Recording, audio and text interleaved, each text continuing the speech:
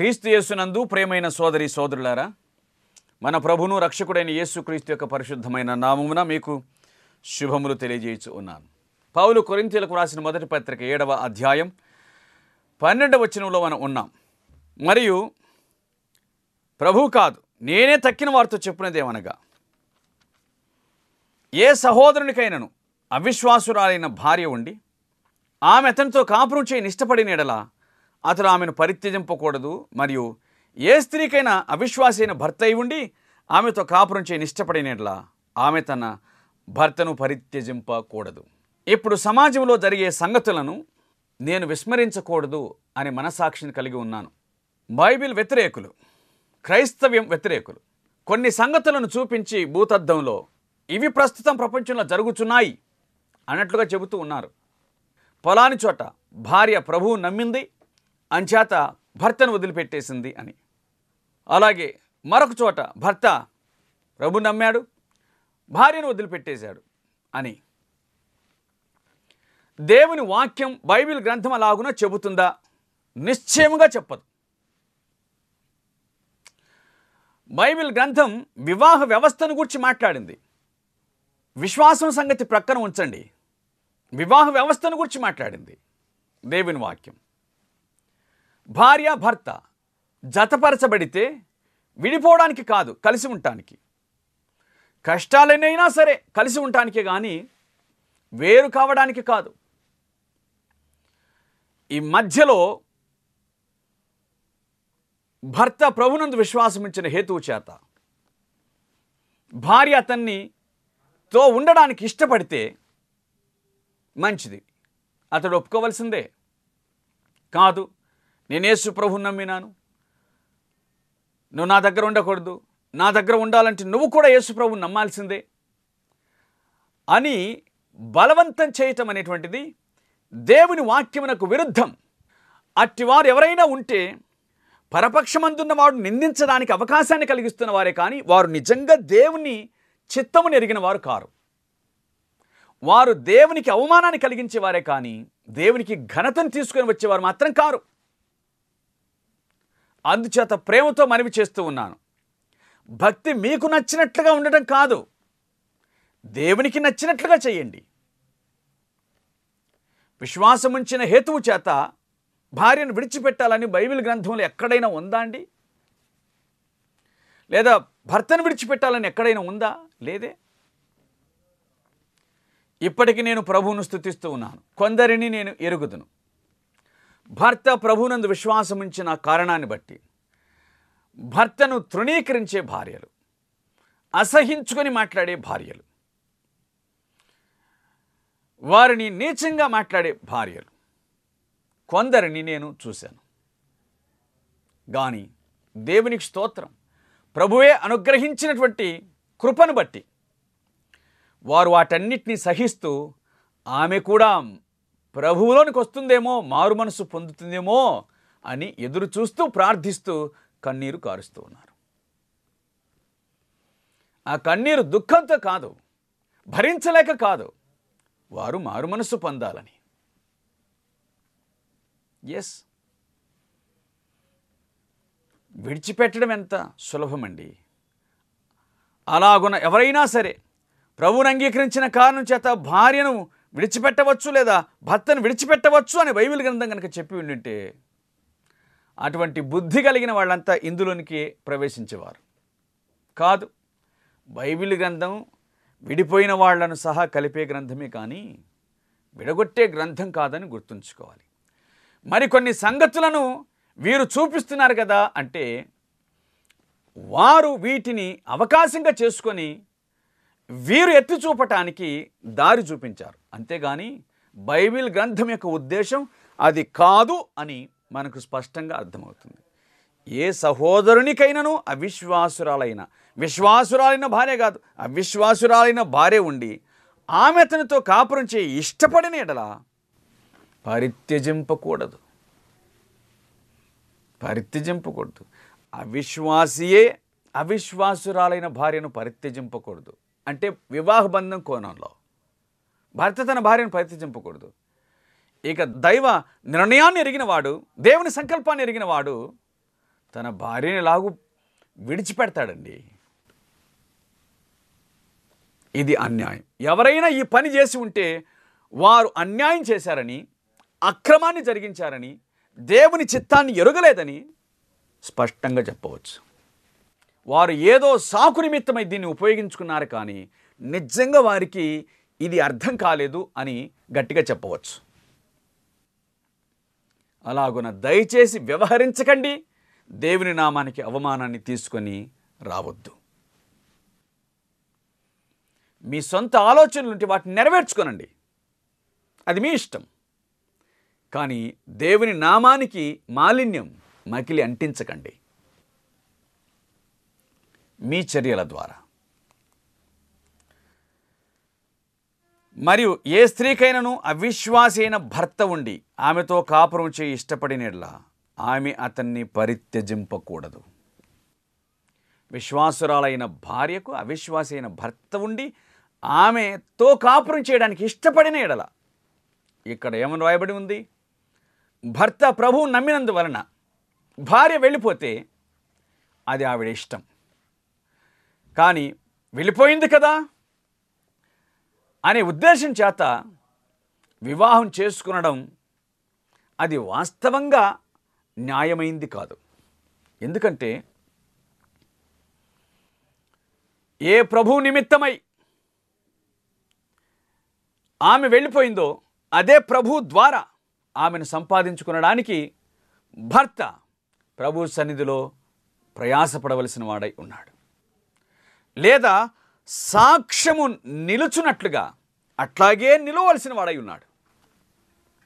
ఏమండి, ఈ భూమి మీద కొంతకాలం బ్రతుకుతాము, మన సుఖం కోసమని, మన ఇష్టాయిష్టాల కోసమని ప్రభువును త్యాగం చేయటం మంచిది కాదు కదా. భార్య వెళ్ళిపోతే తిరిగి ఆమె వచ్చినట్లుగా ప్రార్థించి జీవించేవాళ్ళు, సహించేవాళ్ళు దేవుని నామానికి మహిమ తెస్తారు. అయినా ఇక్కడ వెళ్ళిపోయింది కాబట్టి మరొక వివాహం చేసుకో అనే ఉద్దేశం లేదే. కనుక ప్రియులారా, ప్రభు అయిన యేసుక్రీస్తునందు విశ్వాసం ఉంచినందువలన భార్య ద్వారా కానీ భర్త ద్వారా కానీ బాధను ఇబ్బందిని అనుభవించే వారులారా, ప్రభువు నామమున మీకు ప్రేమతో మనవి చేస్తున్నాను. ప్రభువును విశ్వసించారు కాబట్టి ఇవి జరుగుతున్నాయి. ప్రభువు కోసం వాటిని భరించండి, జీవించండి, ప్రభు మహిమార్థమై బ్రతకండి. మన ఉద్దేశం అదే అయి ఉండాలి. కొన్ని చోట్ల ఇట్టి సంగతులు జరిగిన కారణాన్ని బట్టి దేవుని నామం దూషణ పాలవుతుంది, అవమానం పాలవుతుంది. శత్రువు దాన్ని సాకుగా చూపిస్తూ ఉన్నాడు. దేవుని నామాన్ని అవమానం పాలు చేస్తూ ఉన్నాడు. ఇట్టి క్రియలు ఉండకుండునుగాక. 14 వచనాన్ని చదువుతున్నాను. అవిశ్వాసి అయిన భర్త భార్యను బట్టి పరిశుద్ధపరచబడును, అవిశ్వాసురాలైన భార్య విశ్వాసి అయిన భర్తను బట్టి పరిశుద్ధపరచబడును. అవిశ్వాసి అయిన భర్త భార్యను బట్టి పరిశుద్ధపరచబడును అంటే భార్య ప్రభునందు విశ్వాసం ఉంచింది, భర్త విశ్వసించలేదు. కాబట్టి భార్యను బట్టి భర్త పరిశుద్ధపరచబడతాడు అంటే అర్థం ప్రభువుని నమ్మకపోయినా కానీ ఆయన పవిత్రుడవుతాడు అని కానే కాదు. కానీ కాలక్రమంలో భార్య యొక్క సహనం వలన, భర్త యొక్క సహనం వలన వారు కూడా ప్రభు దగ్గరికి రాగలుగుతారు. ఆ మాటే కదా పేతురు మాట్లాడుతూ తన మొదటి పత్రిక 3వ అధ్యాయం 1-2 వచనాలు చెప్పిన మాట. ఆ మాటను నేను మీ కొరకు చదవాలని కోరుతున్నాను, చదువుతూ ఉన్నాను. అటువలే స్త్రీలారా, మీరు మీ స్వపురుషులకు లోబడి ఉండండి. అందువలన వారిలో ఎవరైనా వాక్యమునకు అవిధేయులైతే, భర్త అవిశ్వాసి అయితే, భయముతో కూడిన మీ పవిత్ర ప్రవర్తనను చూచి, భార్య విశ్వాసురాలైతే భర్త అవిశ్వాసి అయితే విడిచిపెట్టమని దేవుని వాక్యం చెప్పట్లేదు. ఇంకా భయపడండి, భయంతో కూడిన పవిత్ర ప్రవర్తనను ప్రదర్శించండి అని బైబిల్ గ్రంథం చెబుతుంది. విడిచిపెట్టి పారిపోమనట్లేదు. అట్లు పోయిన వారు దేవుని వాక్యాన్ని ఎరగని వారు. భయముతో కూడిన మీ పవిత్ర ప్రవర్తనను చూచి దేవుని గ్రంథాన్ని చదవకపోయినా, దేవుని వాక్యాన్ని వినకపోయినా, నీలో కనిపించే దేవుని గొప్పతనాన్ని చూసి, నీ సహనమును చూచి, నీ భక్తిని పవిత్రతను చూచి, ఎవ్వరూ వాక్యం చెప్పాల్సిన అక్కర లేకుండా వాక్యానంతా నీలోనే చూస్తున్న నీ భర్త తప్పనిసరిగా మారు మనసు పొందే అవకాశం ఉంది అని దేవుని గ్రంథం గట్టిగా చెప్తుంది. ఇది పురుషునికి కూడా అన్వయించుకొనగలిగిందే కదా. గనుక పవిత్ర ప్రవర్తన, భార్య అయితే భయంతో కూడిన పవిత్ర ప్రవర్తన, భర్త అయితే ప్రేమతో కూడిన పవిత్ర ప్రవర్తన. దీనిని బట్టి ఒకరు మరొకరిని ప్రభువులోనికి తీసుకొని రాగలుగుతారు. దూరమైతే ఎట్లా రాగలుగుతారు? అసలు శత్రువును ప్రేమించమని ప్రభువే మాట్లాడితే, విశ్వాసమును బట్టి భార్య లేదా భర్త శత్రువు అయితే వారిని ద్వేషించమని అర్థం కాదు కదా. ప్రియులారా, దేవుని వాక్యమును విశ్వసించండి, అంగీకరించండి, ప్రభుకిష్టులై జీవించాలని ప్రేమతో మనవి చేస్తూ ఉన్నాను. పరిశుద్ధపరచబడును అంటే దాని అర్థము వారు పవిత్రులు అవుతారు, అనగా వారు రక్షణ పొందుతారు. వారు కూడా ఇదే విధంగా విశ్వాసంలో పాలి భాగస్థులు అవుతారు అని దేవుని వాక్యం స్పష్టం చేస్తూ ఉంది. ఈ సంగతిని దేవుని వాక్యం వలన గ్రహిద్దాం. ఇంకా లేని ఎడల మీ పిల్లలు అపవిత్రులై ఉందురు, వారు పవిత్రులు. వివాహ జీవితంలో కుటుంబాన్ని గురించి మనం ఎరుగుతాం. పిల్లలు భాగం ప్రధానమైనటువంటి వారు. ఇప్పుడు వారు పవిత్రులు, లేని ఎడల అపవిత్రులు అన్నారు. ఏమండి, పిల్లల యొక్క పవిత్రత, పిల్లల యొక్క అపవిత్రత ఎవరి మీద ఆధారపడి ఉంది? అది వ్యక్తిగతమైన విషయం, వాస్తవమే. కానీ తల్లిదండ్రులు పిల్లలను ప్రభావితం చేయగలుగుతారు, పవిత్రతలో కానీ అపవిత్రతలో కానీ. భార్యకు భర్తకు దేవుని వాక్యం ఆజ్ఞాపిస్తూ సెలవిస్తూ చెబుతున్న మాటలు ఏంటంటే, విశ్వాసి అయిన భర్త అలాగే అవిశ్వాసి అయినటువంటి భార్య, అవిశ్వాసి అయినటువంటి భర్త, విశ్వాసి అయిన భార్య ఎవరైనా కానివ్వండి, వారు భయం కలిగి జీవించినట్లయితే కనుక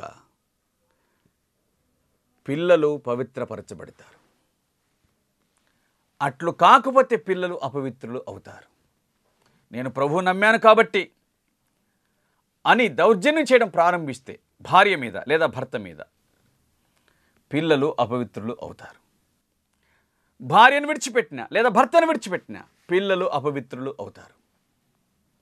సహించి భరించి భర్తను సంపాదించుకుంటే, భార్యను సంపాదించుకుంటే పిల్లలు పవిత్రులు అవుతారు. అంటే పిల్లల యొక్క భవిష్యత్తు వాస్తవంగా తల్లిదండ్రుల మీదనే ఆధారపడి ఉంది అని మనం ఎరుగుదుము. తల్లిదండ్రులు పిల్లలను పట్టించుకుంటారు, గొప్పవారుగా చేస్తారు, గొప్పవారుగా ఉండాలని కోరుకుంటారు, అది వాస్తవమే. కానీ పిల్లల యొక్క నైతికత తల్లిదండ్రుల మీదనే ఆధారపడి ఉంది. పిల్లల యొక్క పవిత్రత తల్లిదండ్రుల మీదనే ఆధారపడి ఉంది. వారు చెరోదారిన బతికితే, అనగా భార్య భర్త తాము చెరోదారిన బ్రతికితే పిల్లలు కూడా అలాగనే అయ్యే అవకాశం ఉంది అని దేవుని వాక్యం చెప్తుంది. కనుక జాగ్రత్త పడమని దైవ గ్రంథం గుర్తు చేస్తూ ఉంది. 15వ వచనం, అయితే అవిశ్వాసి అయిన వాడు ఎడబాసిన ఎడబాయవచ్చును, అట్టి సందర్భంలో సహోదరికైనను నిర్బంధం లేదు. ఒకవేళ అవిశ్వాసి అయిన భర్త తన భార్యతో కాపురం చేయడానికి ఇష్టపడక ప్రభువును బట్టి, ఆ కారణమును బట్టి నేను నీతో ఉండను అని ఒకవేళ ఎడబాస్తే ఎడబాయవచ్చును. అవును, జరిగితే జరగవచ్చు. అది దీనిని వాళ్ళు అడ్వాంటేజ్గా తీసుకోవచ్చు. మళ్ళీ ఈ మాట నేను చెప్తున్నాను, ఇది ఒక ఘర్షణయే. ఇది ఘర్షణ అని అనడం కంటే ఇదొక మానసిక సంఘర్షణ. ప్రభువును నమ్మిన భర్త లేదా భార్య నమ్మని భర్తతో కలిసి కాపురం చేయడం వరకు సహజమే. ఇబ్బందులు ఉండవు. దేవుడి దగ్గరకు వచ్చేసరికల్లా ఇబ్బందులే కదా. నేను ఈ విషయాన్ని గూర్చి ఏమీ మాట్లాడక సమయోచితమైన జ్ఞానాన్ని మీకు అనుగ్రహించే దేవుని మీద ఆధారపడమని మాత్రం మనవి చేస్తూ ఉన్నాను. ఎందుకంటే ఆ సమయానికి నీకు కావలసిన సమయోచితమైన జ్ఞానం, నీకు అవసరమైన జ్ఞానాన్ని ఆయన అనుగ్రహించడానికి శక్తిమంతుడు కాబట్టి ఆ సమయంలో ఏం చేయాలో ఆయన మీదనే ఆధారపడుట మంచిది. కొన్ని కుటుంబాల్లో నిర్బంధాలు ఉన్నాయి. కొందరు సహోదరులు అట్లాగే సహోదరీలు ఆ సంగతులను ప్రస్తావించారు, ఇలాగున జరుగుతుంది అని. కానీ దాన్ని గూర్చి బహిరంగంగా ఏమి చెప్పలేం. కానీ ప్రభువే మిమ్మల్ని నడిపించాలి, ఆయన మీకు తగిన ఆలోచన ఇవ్వాలి, సమయోచితమైన జ్ఞానాన్ని ఆయన మీకు అనుగ్రహించాలి. ఈ విషయాన్ని సాకుగా చూపించి కొందరు విడిచిపెట్టవచ్చును. అయితే ఏం జరుగుతుంది? దానికి ప్రభువే కారణమయ్యాడా? కాదు, నిశ్చయంగా కాదు, కారణం కాదు. అవునంటట్టుగా కనిపిస్తున్నప్పటికీ కారణం కాదు.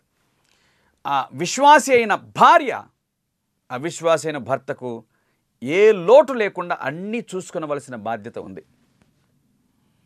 విశ్వాసి అయిన భర్త అవిశ్వాసులైన తన భార్యను ఏ లోటు లేకుండా ఆమెను ప్రేమించి జీవించవలసిన అవసరం ఎంతైనా ఉంది.